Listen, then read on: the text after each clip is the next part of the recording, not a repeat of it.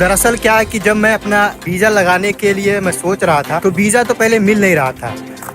मैं काम करता था पहले इलेक्ट्रीशियन का मैं काम करता था।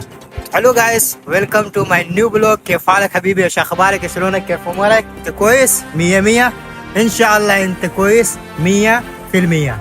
और कैसे आप लोग? उम्मीद करता हूँ कि आप लोग ठीक हैं। एक बार फिर से आप सभी को बहुत ही ज़माने के बाद मेरे एक नए ब्लॉग में आप सभी का अहलन व सहलन, आप सभी का स्वागत है। उम्मीद करता हूँ कि आप लोग मेरी वीडियो को पसंद करेंगे, इंशाल्लाह लाइक एंड सब्सक्राइब भी करेंगे।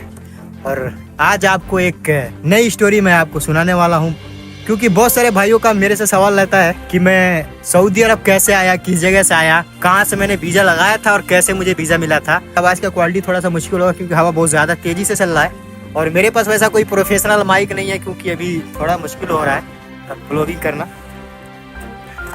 मैं काम करता था पहले इलेक्ट्रीशियन का मैं काम करता था, तो मैं इलेक्ट्रीशियन के लिए ही मैं ट्राई कर रहा था। लेकिन इलेक्ट्रीशियन का जो है एक बार मैंने लगाया, मेरा इलेक्ट्रीशियन का वीज़ा लग गया था, लेकिन एजेंट ने पता क्या किया, पैसा और पासपोर्ट दोनों लेकर के भाग गया। उसने बोला मेडिकल कराओ और 15 से 20 दिन में बोला मैं तुमको बुला लूंगा। लेकिन जब उसको मैंने 30,000 रुपये बोला, 30,000 रुपये मेरे अकाउंट में भेज दो, उसके बाद तुमको मैं 15 से 20 दिन में और मैं तुमको बुला लूंगा। लेकिन गाइस पता है क्या, मैंने जब पैसा उसको दे दिया ना, तो बंदे ने पता क्या, पैसा ले करके बंदा पैसा खा लिया और मेरा पासपोर्ट और मेरा जो पैसा है दोनों लेकर के गायब हो गया। फिर उसके बाद क्या हुआ, सीन ऐसा होता है कि मैं उसको फ़ोन करता हूँ, लगाता हूँ, तो हर रोज़ बोलता है कि भाई इस दिन आ जाओगे, इस दिन तुम्हारा ये हो जाएगा, तुम्हारा टिकट इस दिन हो जाएगा। ऐसे 3-5 बात करते करते जो है वो बंदे ने पैसा लेकर के खा लिया, भाग गया। फिर क्या हुआ, फिर मैं एकदम से टूट गया। भाई हम क्या है कि आपको पता ही है, इतने हम लोग मिडिल क्लास वाले हैं तो इतना पैसा होता नहीं है। तो फिर ऐसा सीन हुआ कि अब अपने पास एक भी पैसा नहीं था। फिर 2 से 3 महीने बाद मैंने किसी तरह करते करते उससे बात किया, किसी तरह हुआ। मैं बोला चल अब तू पैसा नहीं दे, कम से कम मेरा पासपोर्ट लौटा दे। पासपोर्ट के लिए बात हुआ, तो मैं जिस जगह लखनऊ में देखा है, जिस ऑफिस पे, वैसे ही मेरा पासपोर्ट पड़ा था, कोई काम नहीं हुआ था। फिर गया मैं धीरे से चुप्पे से, वो पासपोर्ट लेकर के आया, रख दिया घर पे। फिर रख करके मैं दिल्ली निकल गया। दिल्ली गया, 7-8 महीने काम किया कंपनी में, काम करके पैसे वैसे फिर वापस लेके आया। फिर कुछ पैसे जो है अपने पास हुए, फिर मैंने ट्राई किया। मैं बोला अगर इलेक्ट्रीशियन का भाई वीजा नहीं मिलता है, चाहे जो मिल जाए, अब जाना। भाई हालात इतने खराब हो गए थे कि भाई जेब में एक पैसे भी नहीं हुआ करते थे उस टाइम पे। तो आपको पता ही है भाई, जब जेब में पैसे ना होना बहुत बुरा लगता है। और अपने पास कोई है नहीं जो भाई 200-400 पकड़ा दे, भाई चलो मुश्किल नहीं है, पैसे नहीं है तो क्या हुआ, मैं हूं ना, ऐसा कोई कहने वाला नहीं है। माँ है तो माँ को क्या आप जानते ही हो, माँ के बारे में। माँ भाई कहाँ से पैसे कमाएगी भाई, माँ तो वैसे ही बहुत कुछ किया है जहाँ तक। लेकिन अब बड़े हो गए तो भाई, बड़े होने के बाद भाई सपने और शौक बड़े हो जाते हैं लोगों के। ऐसे करते करते किसी तरह एक और वीजा, मेरे एक रिश्तेदार थे उनकी थ्रू एक वीजा का और पता चला। फिर किसी तरह इधर उधर से पैसे जो है इंतजाम कर करके पैसे 80,000 रुपये उस टाइम जो है ना, मैंने 80,000 रुपये लगाया था।